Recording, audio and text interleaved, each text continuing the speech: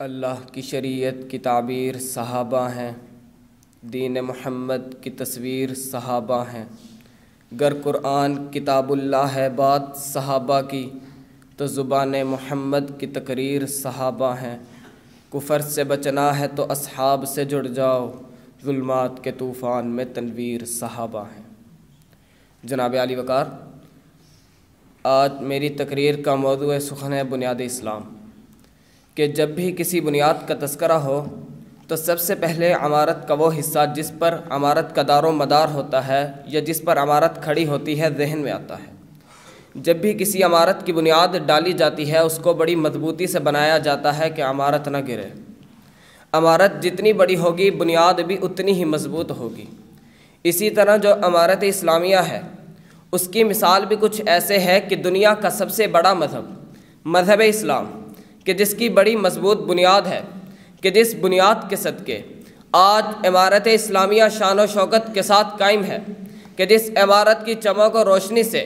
آج پوری دنیا منور ہے۔ آخر اس عمارت کی بنیاد کیا ہے کہ جس کے دم پہ یہ عمارت کھڑی ہے؟ میں بتاتا چلوں کہ اس عمارت کی بنیاد خاتم الانبیاء سرکار دو جہاں حضرت محمد مصطفیٰ احمد مجتبیٰ کے پیارے صحابہ ہیں، جنہوں نے اس عمارت کو مضبوط بناتے ہوئے بے شمار قربانیاں پیش کی، جنہوں نے اسی عمارت اسلامیہ کی خاطر اپنا گھر بار، خاندان، بیوی بچوں کو چھوڑا۔ یہ بنیاد تو وہ بنیاد ہے جنہیں گرم پتھروں پہ لٹایا گیا، تختے دار پر لٹکایا گیا، جن پہ ہر تکلیف کو آزمایا گیا، مگر انہوں نے اس عمارت اسلامیہ پر آنچ نہیں آنے دی۔ اسی لیے نہیں آنے دی کیونکہ اس بنیاد کے اندر کسی بے وفا، بزدل، دین سے ہٹ جانے والوں کا خون نہیں، بلکہ جرت مند، غیرت مند، وفادار، دین پر مر مٹ جانے والے صحابہ کا خون ہے۔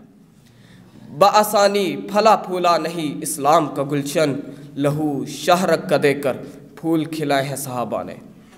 جناب عالی وقار، قرآن مجید میں رب کریم نے فرمایا فَإِنْ آمَنُوا بِمِثْلِ مَا آمَنْتُمْ بِهِ فَقَدِ اهْتَدَوْا، کہ اے ابن آدم، اگر تمہیں دعویٰ ہے ایمان کا، دعویٰ ہے مسلمانی کا، دعویٰ ہے عشق نبوت کا، دعویٰ ہے عشق رسالت کا، دعویٰ ہے عشق وفا کا، دعویٰ ہے عاشق رسول کا، دعویٰ ہے اللہ کی وحدانیت کا، دعویٰ ہے جنت کے حصول کا، تو پھر فَإِنْ آمَنُوا بِمِثْلِ مَا آمَنْتُمْ بِهِ فَقَدِ اهْتَدَوْا، کہ اے ابن آدم، اگر تم کامیابی چاہتے ہو، اگر تم فلاح چاہتے ہو، تو پھر جس طرح اسلام کی بنیاد صحابہ ہے تو تم اسی بنیاد کے اوپر اپنی عمارت اسلامیہ قائم کرو اور اللہ کے نام کو، نبی کے پیغام کو، اسلام کی شان کو پوری دنیا میں عام کر دو۔ اگر تم ایسا نہیں کرتے، صحابہ کو اپنا امام و ایمان و ایکان نہیں بناتے، صحابہ کو اپنا پیشوا، رہبر و رہنما نہیں بناتے، صحابہ کو اپنی مشعل راہ نہیں بناتے، صحابہ کی محبت کو اپنے دل میں نہیں بساتے، ابو بکر عمر، عثمان و علی، حسن و حسین معاویہ کی محبت کو اپنے دل میں نہیں بساتے، تو پھر یاد رکھو کہ تم بھی قیامت کے دن شافع محشر کی شفاعت کے حقدار نہیں ہو سکتے۔ صحابہ وہ بنیاد ہے کہ جسے گرانے کی بڑی کوشش کی گئی، مگر جس بنیاد پر آفتاب نبوت کی شعاعیں ہوں،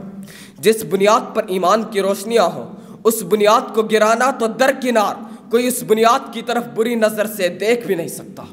قرآن مجید میں ارشاد ہے وَلَكِنَّ اللَّهَ حَبَّبَ إِلَيْكُمُ الْإِيمَانَ وَزَيَّنَهُ، دوسری جگہ پر ہے وَدَاعِيًا إِلَى اللَّهِ بِإِذْنِهِ وَسِرَاجًا مُنِيرًا، جس بنیاد پر آفتاب نبوت کی شعاعیں ہوں، جس بنیاد پر ایمان کی روشنیاں ہوں، وہ ایمانی روشنیاں، وہ آفتاب نبوت کی شعاعیں اپنی طرف آنے والی ہر بری نگاہ کو ایمان سے اندھا کر دیتی ہے۔